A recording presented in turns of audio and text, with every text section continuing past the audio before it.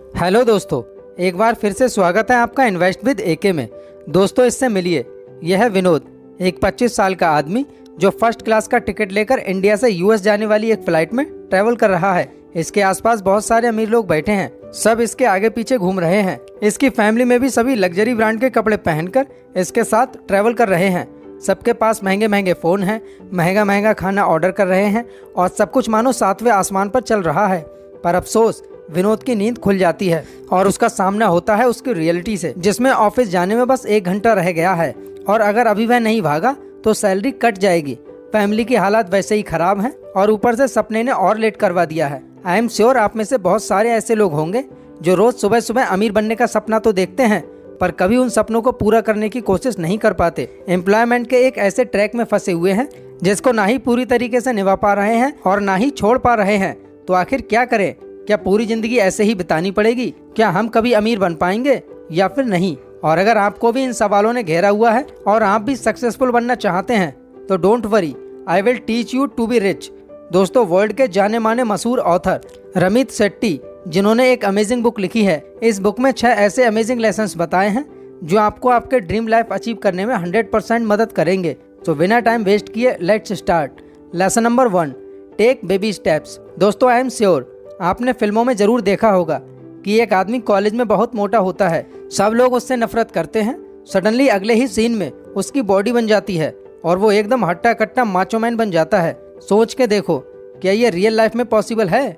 बिल्कुल नहीं, क्योंकि हमारा रिजल्ट और हमारी सक्सेस दोनों ही डिपेंड करती हैं हमारे डेली के लिए गए बेबी स्टेप से। कभी भी कोई इंसान एक दिन में छोले भटूरे या बर्गर खाने से मोटा नहीं हो जाता, या फिर कोई भी सिर्फ 1 घंटा जिम में जाने से शेप में नहीं आ जाता।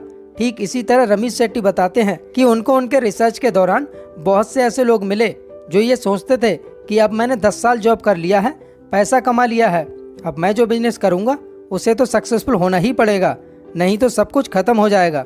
मेरे पास बिल्कुल भी टाइम नहीं बचा, मुझे कल के कल सक्सेसफुल बनना होगा। अरे भैया, अगर आप सोचोगे कि 0 से सीधा 100 पे पहुंच जाओ तो आपकी लग जाएगी। सक्सेस की लैडर पर चढ़ने के लिए 0 से 1 पर कदम रखना होता है और सबसे मुश्किल काम वही होता है। और एक बार आपने बेबी स्टेप्स रखना शुरू किया, फिर आप धीरे धीरे सीखोगे और आपको फेलियर का भी सामना करना पड़ेगा, बट वही सही रास्ता होगा आपकी सक्सेसफुल जर्नी के लिए। तो किसी भी बिजनेस को शुरू करने से पहले और अपने फाइनेंस को मैनेज करने से पहले उसके बेबी स्टेप्स प्लान करो। Lesson number 2, optimise your credit card.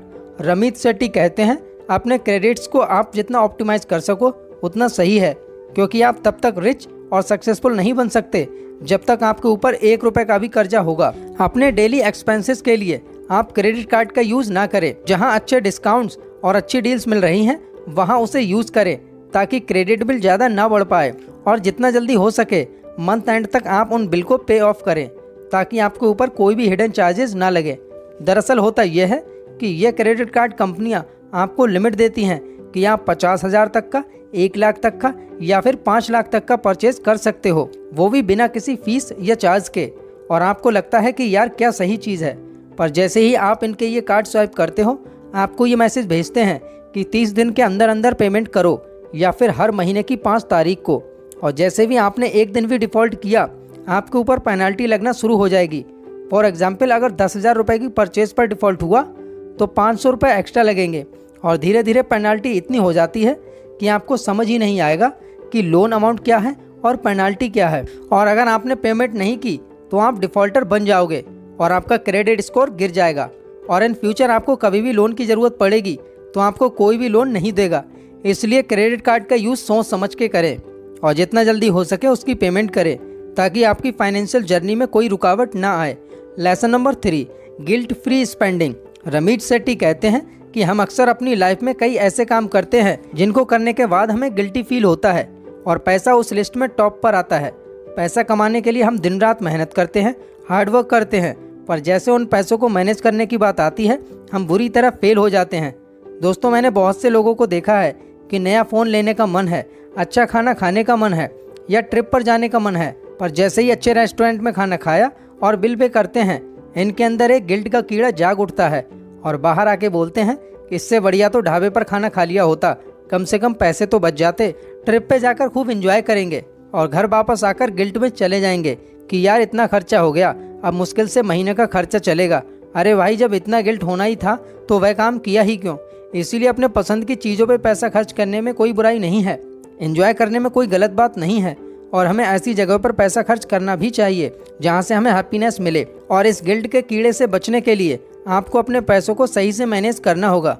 Always keep some money for yourself. बहुत से लोग अपनी सैलरी मिलते ही 10 तरह के खर्चों में उड़ा देते हैं, पर अगर आप 10 से 20% उन चीज़ों पर खर्चा करो जिन चीज़ों से आपको खुशी मिलती है, तो आपको सच में हैप्पीनेस और सक्सेस का ट्रू मीनिंग समझ में आएगा। तो स्पेंडिंग ऐसी करो जिससे आपको बाद में वह मूवमेंट याद करके सिर्फ खुशियाँ ही मिले, ये नहीं कि यार मैं उस ट्रिप के बाद तो गरीब ही हो गया। Lesson number 4, automate your finance. दोस्तों, इंसान आज की डेट में बहुत आलसी हो गया है। उसे ज़्यादा कुछ सुनना या ज़्यादा कुछ करना पसंद नहीं है। आप किसी से एक गिलास पानी मांग के तो देखो, वो ऐसे रिएक्ट करेगा जैसे कि उसकी जायदाद मांग ली हो।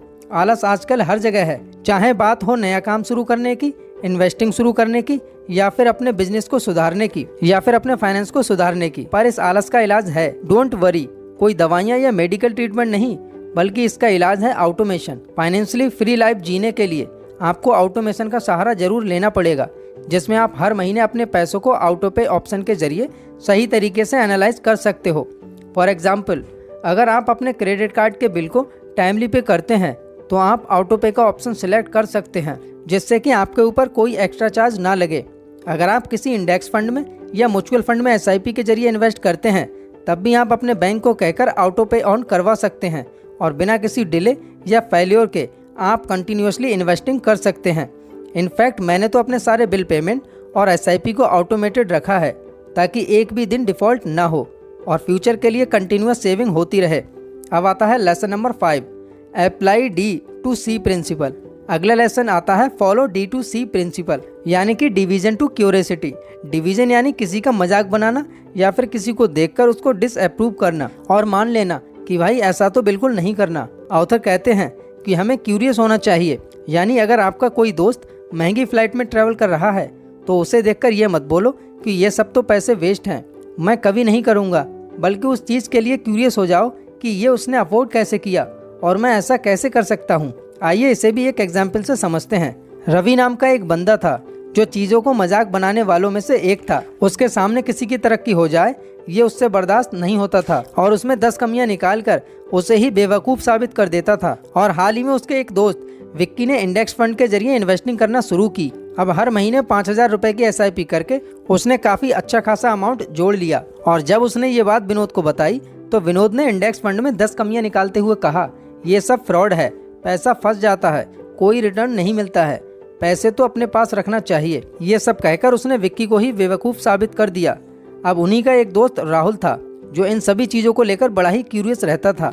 और विक्की जब राहुल के पास गया और इंडेक्स फंड के बारे में उसने बताया तो राहुल ने भी इन्वेस्टिंग शुरू कर दी और उसने विक्की से टिप्स लिए और विक्की से सब कुछ पूछा। और कुछ सालों बाद जब तीनों दोस्त दोबारा मिलते हैं तो विक्की और राहुल दोनों ही फाइनेंशियली फ्री लाइफ जी रहे थे, दोनों ही हैप्पी और फ्रीडम वाली ज़िंदगी जी रहे थे। वहीं विनोद अभी भी स्ट्रगल कर रहा था और लाइफ से बुरी तरह थक चुका था। और 15 साल बाद जाके उसे ये समझ आता है कि क्यूरियस होने में जो फ़ायदा है वो किसी और चीज़ में नहीं है। So start moving your financial life from D to C। So finance की इस रेस में फर्स्ट आने के लिए अपने क्रेडिट को ऑप्टिमाइज करो, छोटे छोटे बेबी स्टेप्स से शुरू करो, अपने बिल्स और पेमेंट को ऑटोमेटिक करना सीखो और D2C प्रिंसिपल का यूज़ करके इन्वेस्टिंग की पिच पर लंबे टाइम तक टिके रहो, जिससे आप एक दिन में तो नहीं पर हाँ एक दिन ज़रूर अमीर बन जाओगे। तो दोस्तों ये थे इम्पोर्टेंट लेसन इस अमेजिंग बुक से। दोस्तों आई होप कि इस वीडियो से आपको कुछ ना कुछ ज़रूर सीखने को मिला होगा। अगर आपको ये वीडियो पसंद आया हो तो इसे लाइक करें और इसी तरह के वीडियोस के लिए हमारे चैनल को सब्सक्राइब जरूर करें। तो मिलते हैं आपसे अगली वीडियो में, तब तक के लिए जय Hind and thanks for watching.